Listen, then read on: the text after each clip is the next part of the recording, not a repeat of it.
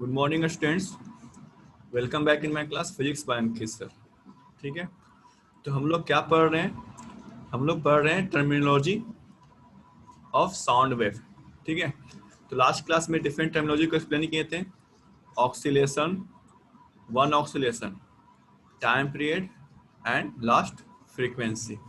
ठीक है, there was a question you have to solve and you have to find a time period. It is given right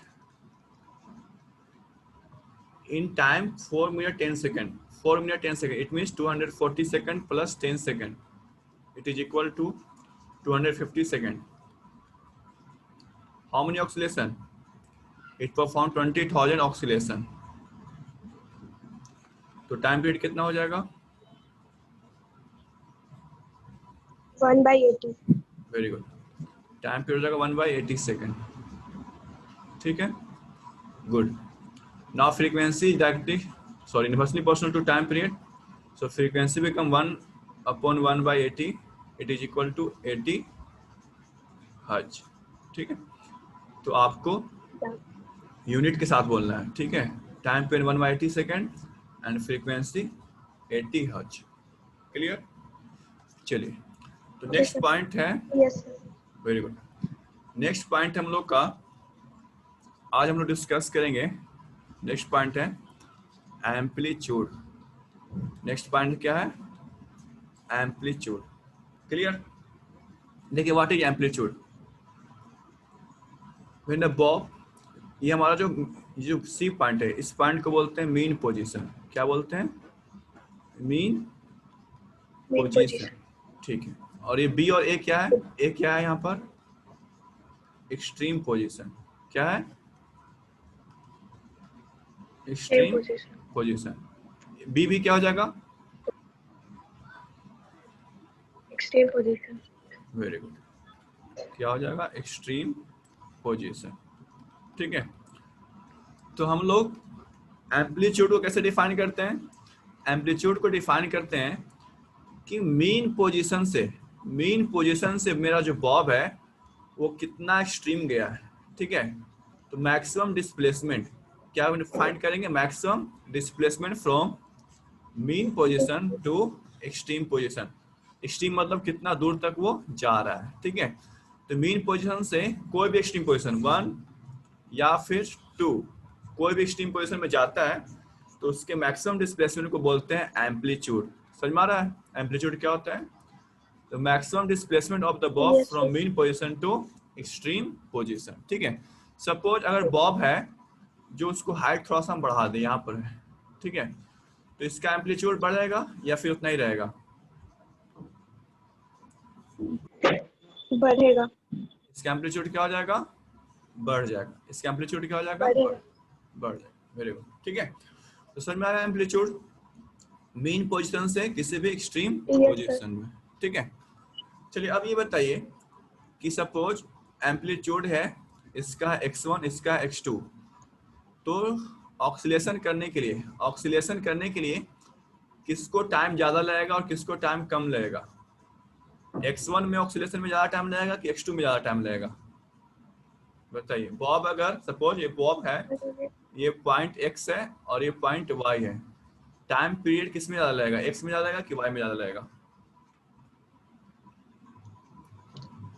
time period x में ज्यादा लगेगा कि time period y में ज्यादा लगेगा?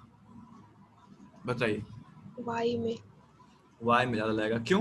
सर y, क्योंकि उसका एम्पलीट्यूड ज्यादा है ना? क्योंकि वो थोड़ा, बोलिए। Yes sir. ठीक है, क्योंकि इसका एम्पलीट्यूड क्या है? ज्यादा है। अच्छा, ठीक, वेरी गुड। अब मेरा क्वेश्चन है कि अगर हम बॉब को x से गिराएं, और अगर बॉब को y से गिराएं, तो स्पीड किस में ज्यादा होगा? x से गिराने पर कि y से गिराने पर? स्पीड किस में ज्यादा होगा? y।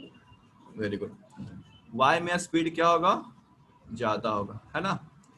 y में स्पीड ज्यादा होगा। y में स्पीड क्या होगा? ज्यादा। एम्पलीट्यूड किसका ज्यादा है? y का ज्यादा है कि x का? y। ठीक है, एम्पलीट्यूड किसका ज्यादा है? y का ज्यादा है। y। ठीक है, तो y का स्पीड ज्यादा है, y का स्पीड ज्यादा है, तो टाइम किस में कम लगेगा? x वाले में लगेगा, x वाले हाइट से कि y वाले हाइट से? टाइम किस में कम लगेगा, x से या y से? वाई से। टाइम किस में कम लगेगा बताइए, कौन ज्यादा होगा? tx बड़ा है या ty बड़ा है? टाइम किस में कम लग रहा है, किस में ज्यादा लगेगा? हाई कौन है, लो कौन है? टाइम किस में ज्यादा लग रहा है और टाइम किस में कम लग रहा है बताइए, x में टाइम कम लगेगा कि y में टाइम कम लगेगा? सर शायद वाई में। y में टाइम कम लगेगा, है ना, यस सर। क्योंकि इसका स्पीड ज्यादा है, क्योंकि इसका स्पीड ज्यादा है। ठीक, ज्यादा है। चलिए, तो अब क्या, अभी आपको हम बताते हैं, इसका आंसर होगा tx is equal to T Y.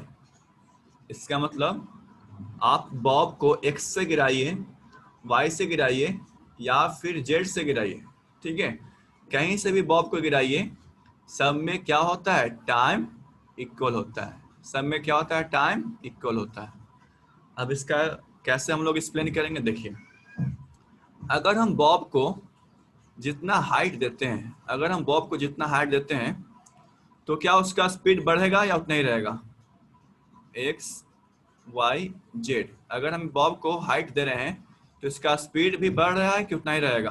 गिराने का स्पीड बढ़ेगा, गिरने का स्पीड बढ़ेगा कि उतना ही रहेगा? सर बढ़ेगा। स्पीड बढ़ेगा, वेरी गुड, स्पीड बढ़ रहा है। अब ये बताइए, एम्पलीट्यूड भी बढ़ रहा है कि नहीं? एम्पलीट्यूड भी बढ़ रहा है ना? Yes sir. ठीक है, तो स्पीड भी बढ़ यस सर। रहा है और एम्पलीट्यूड भी बढ़ रहा है। स्पीड भी बढ़ रहा है तो क्या बढ़ रहा है, एम्पलीट्यूड भी, यानी एम्पलीट्यूड का मतलब डिस्टेंस भी बढ़ रहा है, एम्पलीट्यूड का मतलब डिस्टेंस भी बढ़ रहा है। तो टाइम इक्वल डिस्टेंस। कैसे होगा, टाइम इक्वल कैसे होगा? सपोज यहां से यहां इसका एम्पलीट्यूड था 5 मीटर, सपोज यहां से यहां तक इसका एम्पलीट्यूड क्या था, 5 मीटर, ठीक, जब एम्पलीट्यूड 5 मीटर था तो इसका स्पीड था 5 मीटर पर सेकेंड, ठीक है, तो कितना टाइम लगेगा इसको, 5 मीटर को ट्रेवल करने के लिए 5 मीटर पर सेकेंड से कितना टाइम लगेगा?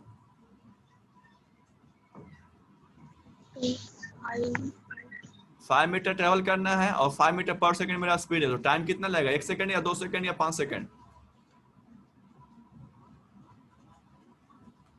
बताइए जल्दी से, चैट में बताइए सब लोग। एक। वेरी गुड, 1 सेकेंड, कितना सेकेंड लगेगा, 1 सेकेंड। 5 मीटर जाना है और मेरा स्पीड भी 5 मीटर पर सेकेंड है, यानी 1 सेकेंड में 5 मीटर, तो टाइम कितना लगेगा, 1 सेकेंड। सपोज मेरा एम्पलीट्यूड बढ़ गया, एम्पलीट्यूड हो गया 8 मीटर, एम्पलीट्यूड हो गया 8 मीटर, और मेरा स्पीड भी बढ़ गया, और स्पीड भी हो गया 8 मीटर पर सेकेंड, तो बताइए, तो बताइए आप, क्या मेरा टाइम कितना लगेगा? अगर हमको 8 मीटर ट्रेवल करना है और 8 मीटर पर सेकेंड से ट्रेवल करना है, तो टाइम कितना लगेगा, बोलो, इस बार भी कितना एक लगेगा, सेकेंड। 1 सेकंड लगेगा। अगर एम्पलीट्यूड बढ़ा दिए, 10 मीटर कर दिए, एक सेकेंड। एम्पलीट्यूड एम्पलीट्यूड बढ़ा के 10 मीटर कर दिए, और स्पीड ही मेरा हो गया 10 मीटर पर सेकेंड, तो फिर से कितना टाइम लगेगा, एक सेकेंड। 1 सेकंड। अब समझ एक में आया? सेकेंड। अब ये एक्सपेरिमेंट समझ में आया? टाइम पीरियड बढ़ेगा कि घटेगा, कांस्टेंट रहेगा, बताओ, यस या नो? कितने लोगों को समझ में आया? T X T Y T Z, यानी टाइम पीरियड कांस्टेंट रहेगा, किसी भी हाइट से गिराइएगा क्या रहेगा, टाइम पीरियड कांस्टेंट रहेगा। क्यों? क्योंकि उसका स्पीड, क्योंकि इसका स्पीड भी क्या हो जाता है, बढ़ जाता है, हाइट गिराने से इसका स्पीड, ठीक है। इसको हम प्रूफ भी कर सकते हैं वर्क पावर एनर्जी में, क्लास 9 में चैप्टर है वर्क पावर एनर्जी, ठीक है, law of conservation of energy में, एलसीएम में, ठीक है, कंजर्वेशन ऑफ एनर्जी में इसको प्रूफ कर सकते हैं। अभी आप जानिए कि इक्वल होता है वर्क पावर एनर्जी, जब क्लास 9 में पढ़ेंगे तो इसमें आपको हम प्रूफ करके भी दिखाएंगे, ठीक है। एक्सपेरिमेंट समझ में आया सबको, यस या नो? ठीक, तो एम्पलीट्यूड को डिफाइन करते हैं। देखिए एम्पलीट्यूड को क्या होता है, एम्पलीट्यूड को कैसे डिफाइन करेंगे, the maximum displacement of the bob from mean position to any of extreme position. any of extreme position का मतलब, any of extreme position का मतलब कहीं क्या से होगा? भी। कोई सा भी, दो है हमारे पास, लेफ्ट में भी है राइट में भी है, कोई सा भी, ठीक है। एक्सट्रीम पोजीशन ए भी है और बी भी है, तो मीन पोजीशन से आप इधर भी जा सकते हैं और इधर भी जा सकते हैं, दोनों इक्वल होता है। दोनों क्या होता है? इक्वल होता है, ठीक। इक्वल। हाँ, it's called amplitude, it's called amplitude, ठीक है। इसका एम्पलीट्यूड का ऐसा यूनिट क्या हो जाएगा? इसका ऐसा यूनिट क्या हो जाएगा? सेकंड होगा कि मीटर होगा? ऐसा यूनिट क्या होगा? सेकंड। सेकंड। सेकंड कैसे होगा? देखो ये किसी, ये क्या है? डिस्प्लेसमेंट है। डिस्प्लेसमेंट कैसा यूनिट क्या होता है? मीटर। डिस्प्लेसमेंट का तो होता है मीटर पर। हाँ, सेकंड टाइम का ना होता है। क्या एम्पलीट्यूड टाइम है या डिस्टेंस है?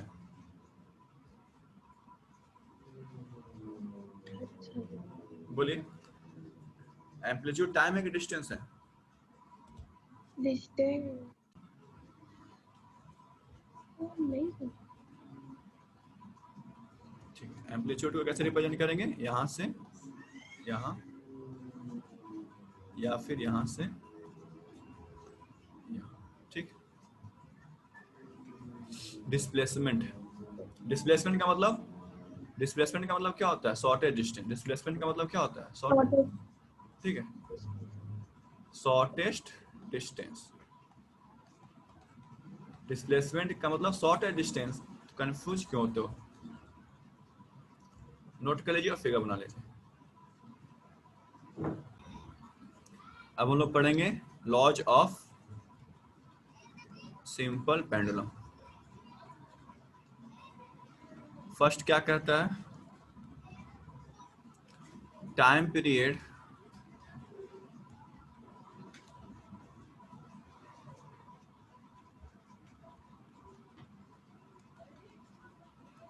does not depend on nature of bob.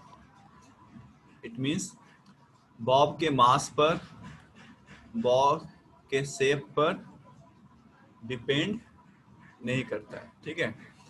अगर एक बॉब है 1 किलो का और एक बॉब है 2 किलो का, ठीक है, दोनों को ऑक्सीडेशन करवा रहे हैं, तो क्या लगता है किसमें टाइम पीरियड ज्यादा होगा, किसमें टाइम पीरियड कम होगा, या दोनों में इक्वल होगा? बोलिए। T1 और T2 किसमें ज्यादा होगा? वेरी गुड, दोनों क्या होगा? T1 is equal to T2, very good. Second, time period does not depend on amplitude. अभी बता चुके हैं ये, अभी एक्सप्लेन भी कर दिए सेकंड ला, है ना। थर्ड, थर्ड ला, थर्ड क्या कहता है? Time period only depends on length of simple pendulum, length of simple pendulum, ठीक है। T directly proportional to length, ठीक है।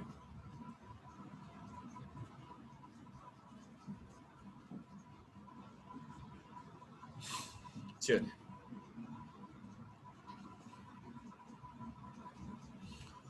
सपोज एक बॉब है, इसका लेंथ L1 है, और एक बॉब है, इसका लेंथ L2, ठीक है। तो टाइम पीरियड किसमें ज्यादा लगेगा? L1 में कि L2 में?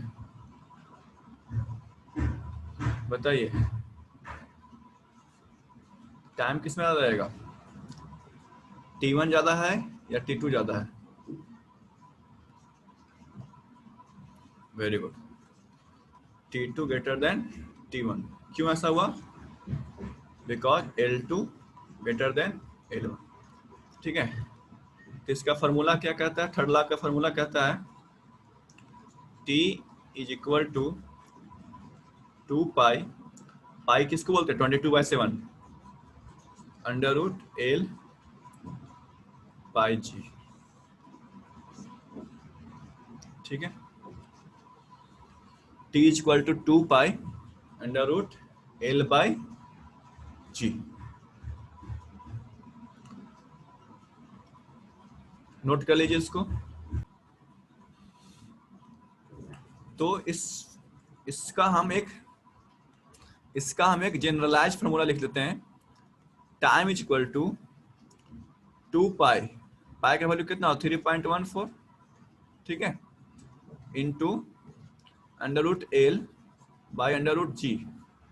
अंडर रूट G और 3.14 को हम कैंसिल कर दिए, तो टाइम पीरियड का फॉर्मूला हो जाएगा 2√L।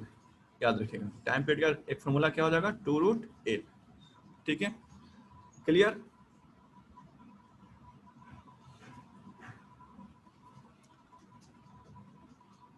एक क्वेश्चन होमवर्क में लिख लीजिए।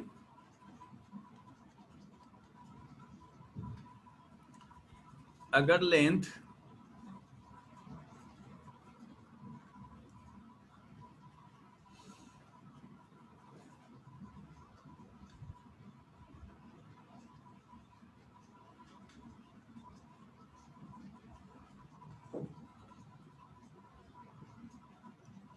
टू 225 सेंटीमीटर है तो इसका टाइम पीरियड क्या होगा?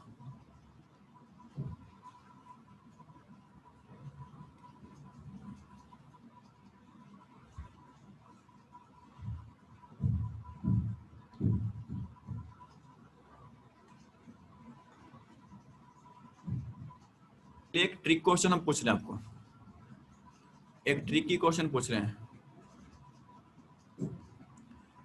एक क्लॉक है, ठीक है, पेंडुलम क्लॉक है, वो अर्थ पर टाइम बता रहा है।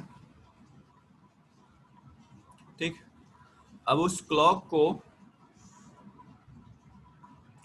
हम ले जाए मून पर, तो वो टाइम क्या बताएगा, फास्ट बताएगा टाइम, स्लो बताएगा टाइम, या फिर इक्वल टाइम बताएगा? ये ट्रिकी क्वेश्चन है, आप लोग सोचिए इसके बारे में। इसके लिए आपको फॉर्मूला दिया हुआ है 2 pi under root L by G। इसको हिंट के लिए यूज करिए। अर्थ पर एक क्लॉक है, सिंपल पेंडुलम क्लॉक है, अब वो मून पर चला गया, तो टाइम क्या होगा, A fast, B slow, C equal? सोच के बताइए, करते हैं क्या होगा।